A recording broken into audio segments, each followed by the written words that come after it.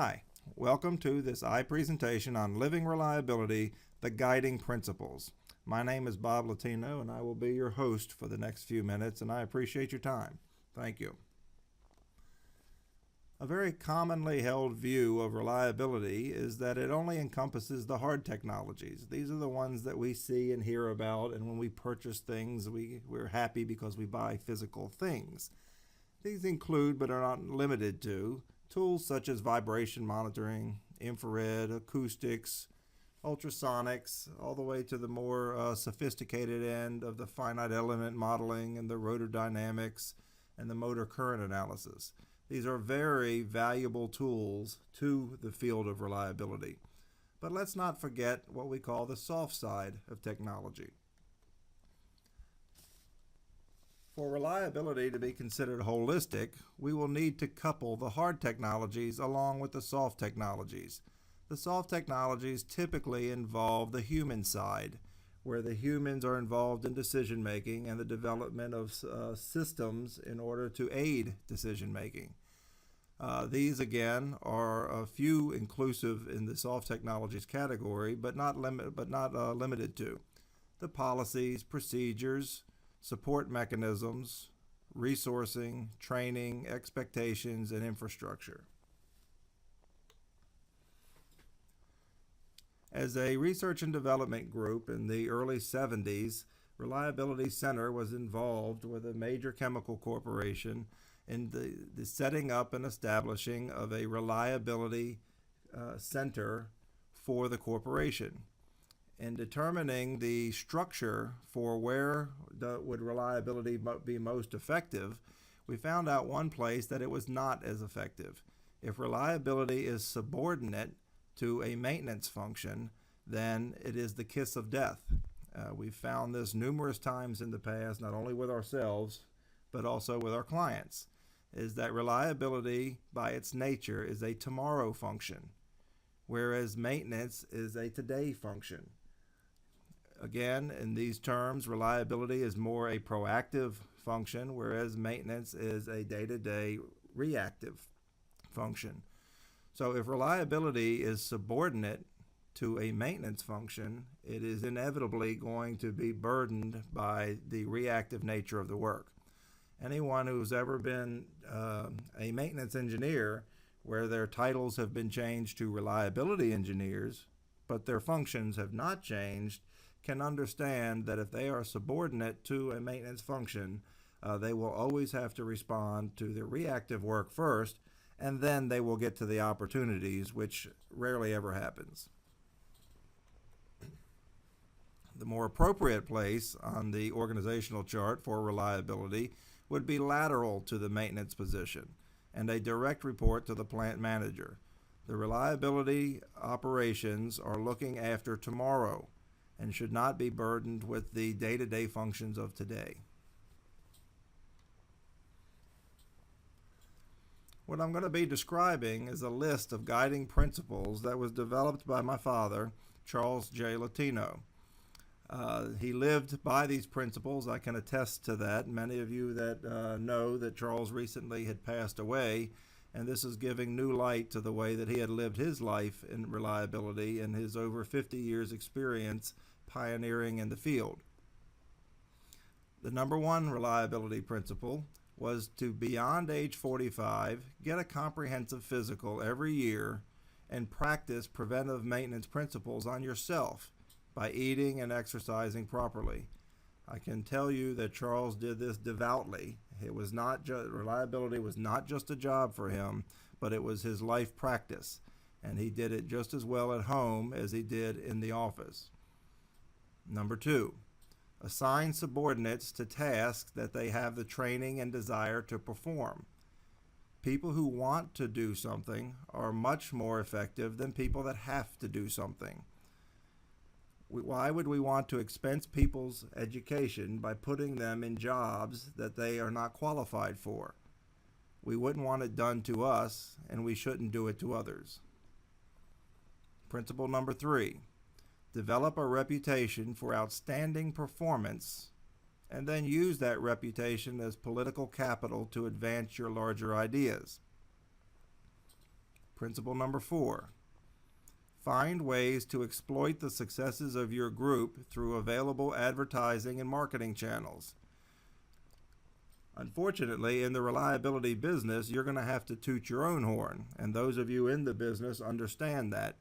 Rarely do people get accolades for being able to prevent something from occurring, unlike those that are the first responders who do get the accolades for responding very quickly, the clutch type of people. So what we have to do in order to continue our plight for reliability is that we have to advertise our successes via internally and externally through newsletters and articles and conferences. Principle number 5. Wrap big ideas in bold and outrageous packages to stimulate dialogue. That's one thing, is that when we want to advance a rather big idea, is that we have to get people out of their comfort zone, but not so much out of their comfort zone that they will not take it seriously. So we have to startle people, in a sense, by putting these big ideas into bold but a little bit outrageous type of packages. Let's move on to principle number 6. You will prosper by making important people look good. Recognize that others may take full or partial credit for your accomplishments, but they themselves will know who is really making them look good. Many of us listening to this presentation have been in this position before, and it's a matter of swallowing our pride sometimes in order to advance our principles and to advance our goals. But we understand in reliability that what we have to do in order to get what we want is to make the people above us look good. Now, when the people above us look good, typically if they advance, they take us along because they know really deep down why they're looking good. Principle number 7. Learn how to think like the people that you must gain acceptance from. Be smart and strategize how to move those who are stuck in their restraining paradigms. This is a matter of, it gets back to the marketing and selling that we were talking about earlier. When we have barriers or obstacles in our way, we have to understand what is the motivation for these obstacles. Why do they believe what they do believe about what we're trying to do, and is it a misnomer? Can awareness and education overcome this obstacle? But we have to understand why people believe that what we're trying to do is an impediment as opposed to something that will be progressive. Principle number 8. Make training as realistic as possible. Present each idea in at least 3 different ways: written, spoken, and practiced. Reinforce training with job aids provided to the students. It was always baffling to us as to why engineering projects always had a corporate ROI attached to them, where we had to justify the expenditure for an engineering project. But how often do we hear that with training? Training is often managerial therapy, where we go ahead and we say that we've spent this much on this particular class of people, and we've met our obligations. But that doesn't necessarily mean that the training has benefited the corporation in a way that we intended. Oftentimes we realize, because we've all been to training, where we go back and it's just business as usual. We never get a chance to apply the skill part of our training and be able to apply it. Principle number 9. Don't be afraid to learn. Never be embarrassed by people assuming that you are not up to par. I know in our line of work, our primary line of work, when you're talking about root cause analysis, is that people are oftentimes intimidated by who they perceive to be the smarter people in the room, and they don't want to ask the stupid question. I can tell you from being in this business for over 23 years now that oftentimes the people who ask the stupid questions present the questions that the smart people in the room cannot answer. So don't be afraid to learn. If we don't understand something, then we will ask the question. Principle number 10. Surround yourself with smart people as your advisors. You should not be expected to know everything.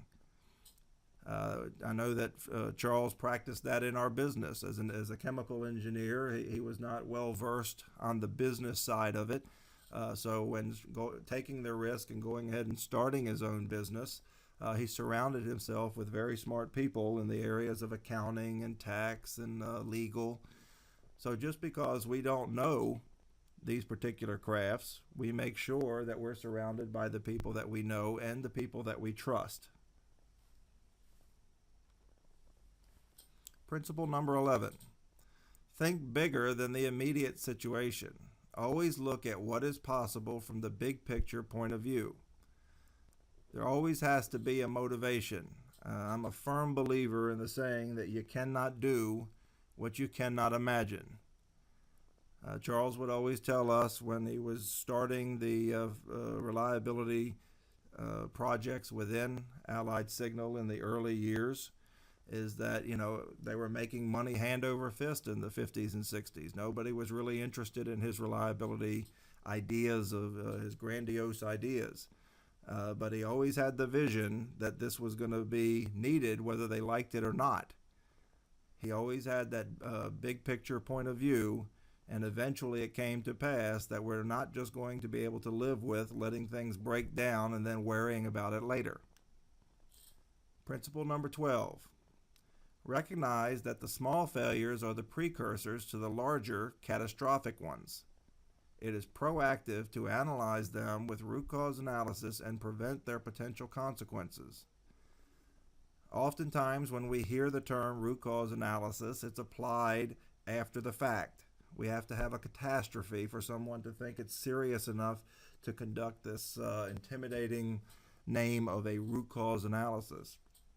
The fact is that if we were forward thinking enough, we would try to understand why we accept chronic things that do not have catastrophic consequences. These chronic failures are the precursors to these catastrophic types of events. We should not let them happen so often that they become part of the job and ingrained as part of the budget. We should look at these chronic precursors to the catastrophic events in a proactive fashion and not just accept them as a cost of doing business. Principle number 13. Have faith in your abilities, as you will often face hurdles that seem insurmountable. Your faith will carry you through these hard times. And this is a very big truism. Undoubtedly, when we go in against the grain, especially in the field of reliability, is that we have to make our mark by having successes. There will be hurdles thrown in front of us every step of the way. We cannot, in leading these types of initiatives, we cannot be the type of person that will retreat at the first sign of a hurdle. We have to be the type of people that have tenacity. We have to, when we see a hurdle coming up, we're either going through it or around it, but we're not going backwards. And to do that, we have to have the faith that it's worth it and that we can do it. And lastly, principle number 14 is have fun and enjoy the experience. Reliability is a truly gratifying field when you are able to challenge the limits.